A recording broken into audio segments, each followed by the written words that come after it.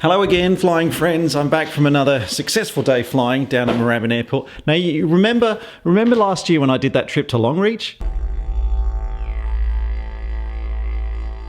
7 days flying up and down the east of Australia, visiting new airfields, visiting new towns, meeting new people. I had a brilliant time. It was an awesome trip, but then I kind of realized that was a year ago. And I think it's about time we did another big trip, right?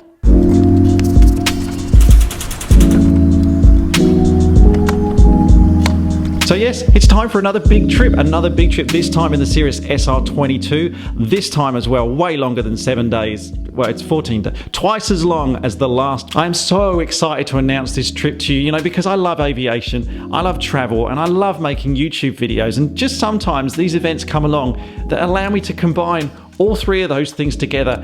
And this trip is exactly that. So I've divided this video up into 5 main areas that I want to talk about today, which are: why am I doing this trip? What's the route that I'm going to plan on this trip? What gear am I taking with me? What preparation do I need to go through to fly over some of those, well, pretty barren and remote areas of Australia? And finally, and probably importantly to you, is how can you get involved? And hopefully I'm going to be making more of these kind of preparation for the trip videos, if they're of interest to you out there as well, just to see how I am preparing for a trip like this. Because always, as part of this channel, a big thing for me is I want to encourage like-minded pilots watching out there who, like me, might think, oh, do you know what, something like that's too big, I could never do it. Well, that's not true, and I used to think things like that before I went to Longreach last year. It is possible, you can do it. If I can do it, anyone can. And so hopefully some of these videos in the build-up and then the daily vlogs I'll be doing off the trip itself will help you, encourage you to maybe plan an awesome epic trip like this of your own.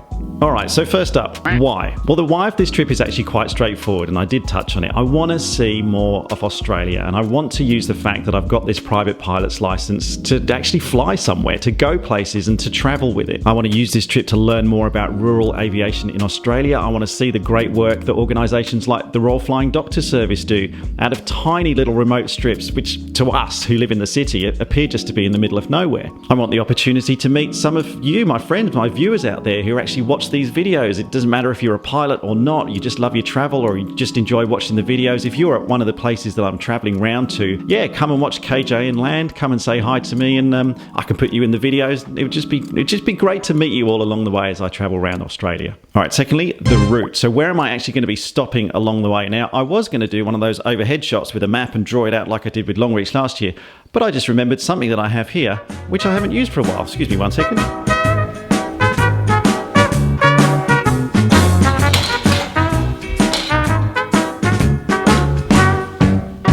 Yes, even though I stopped doing that unnamed travel show thing, segment, whatever it was, you didn't think I'd get rid of the green screen, did you?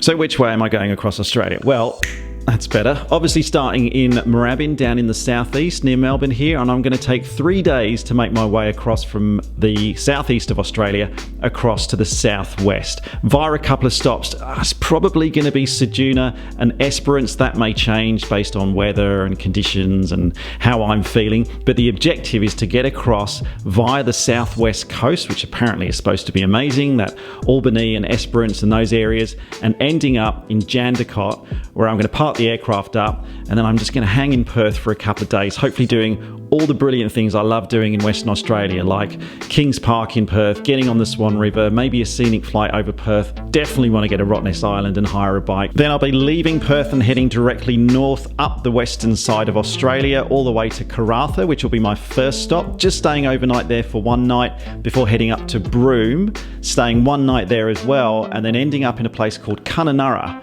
which is basically the gateway to the Kimberley region up there in northern Australia, where we're going to get some epic kind of typical Australian iconic outback views. There's going to be some watering holes that hopefully I'm going to go and visit. If anyone's got any advice, by the way, on crocodiles and watering holes and how I can recognise which places that I can swim in and which places I can't, as someone who lives in Melbourne and doesn't have to deal with crocodiles on a daily basis, I would be very grateful. Please help in comments below, that would be great. Then from Kununurra, heading south over a really cool kind of area with some awesome rock formations called the Bungle Bungles. Continuing south all the way down to Ayers Rock, where again I'll be staying for a couple of nights. So I can spend one day doing the scenic flight, the VFR scenic flight, which takes you around Ayers Rock and the Olga's rock formation. And with that wing-mounted camera that we've got now on KJN, we are going to get some pretty epic views of Ayers Rock, which is somewhere I've never visited, so it'll be a first time for me. And then from Ayers Rock, it's pretty much heading home at that point, so there's only 2 more days worth of flying. The first day will take me down to Broken Hill, where I'm going to be staying possibly again for 2 nights, maybe 1, depends on how the trip's actually going. And then from Broken Hill back to Moorabbin again, and that is basically going to be the route that I'm flying for my big trip. Next up then, what gear am I taking with me? Well, I've kind of divided my gear up into 4 main areas, and look, I've got a collection of bags down here to illustrate it. So basically, first of all, clothing. So obviously, you know, shoes, socks. Secondly then, there's the pilot gear. So I've obviously got my pilot bag, and that's got all maps, my iPads, my departure and approach plates for IFR, things like washer fluid for the aircraft windshield, fuel drain, my headset and a spare headset, and all the other gear that I'll need to actually operate the aircraft as a pilot itself. And then thirdly, what I've got is filming equipment, because obviously bringing yourselves along with me, I've got to film everything here on YouTube. So the camera I'm filming on, got all my equipment here in a bag, my digital audio recorders for the cockpit audio, microphones, memory cards, batteries, spare memory cards, more spare batteries. I should probably bring a spare lens because I do tend to break those. Tripods, cables, chargers, all those things associated with recording and filming this trip. And then finally, the fourth area is survival gear. So I've got water bottles, which I'm going to be putting in the back of Kilo Juliet November in the baggage compartment. So just in case, you know, if something bad happens and I do have to put the aircraft down in a remote area, at least I've got fluids to take on if I'm waiting for rescue. Other bits of survival equipment include handheld VHF radio. So if I do need to leave the aircraft but still stay in contact with hopefully other aircraft up there or air traffic control, I can find some high ground and maybe radio for help. Attached to my belt at all times, I'm going to have a torch and a knife. Now, even though I'm not planning to fly at night time, if worst comes to the worst and the aircraft does go down somewhere and I am somewhere overnight, at least I've got a torch. And this is just going to sit on my belt, which will make me look like an absolute dork if I'm walking around town, but whilst I'm actually in the plane, it means it's there at hand if I need to exit the aircraft quickly. And I don't know. I also went out and got one of these GPS spot trackers. Now this thing has got a satellite connection to it, so if I need to ever call for help, flip open the button, press that red SOS button, and this actually communicates through the satellite network, relays my GPS position, and will hopefully send some help. Now this isn't the replacement for the ELT that we have in the aircraft. There is one built into Kilo Juliet November, but the difference between the GPS tracker that I showed you there and the ELT is that this one actually can submit a signal so you can follow along as well and see where I am at any one point in time.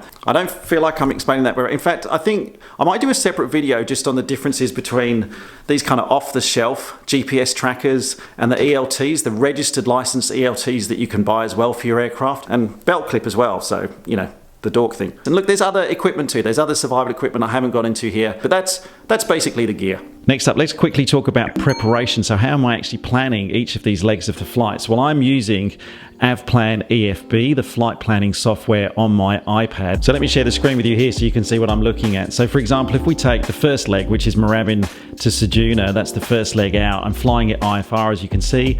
I've put in all of my IFR waypoints in here. I've got my lowest safe altitudes, the altitudes that I'm going to be flying, everything here in my flight plan. But the great thing is that if I click on en route here and I just change the map, that's the VFR map. If I change it across to the IFR, the en route low map, then I've basically got my IFR route out of Moorabbin all the way across. Where am I going? Over Horsham. Then I'm going to go to the north of Adelaide, refueling at Whyalla, which is here. Then heading out further still all the way to Ceduna, where I'm going to be parking the aircraft up and stopping for the night. So you can see this is a really useful tool that I'm using to plan all of my flights on the ground before I actually jump on board. And finally then, how can you get involved with this trip? Well, like I say, if you're in any of the destinations that I'm coming to, I would love to say hi. So if you're at the airfield when I'm landing, just come up and say hello. If you're in the towns and you've got places that you think, you know, I like coffee, so places to get a good coffee or a croissant, any good bakery, in fact, any bakeries that you can tell me about along the way.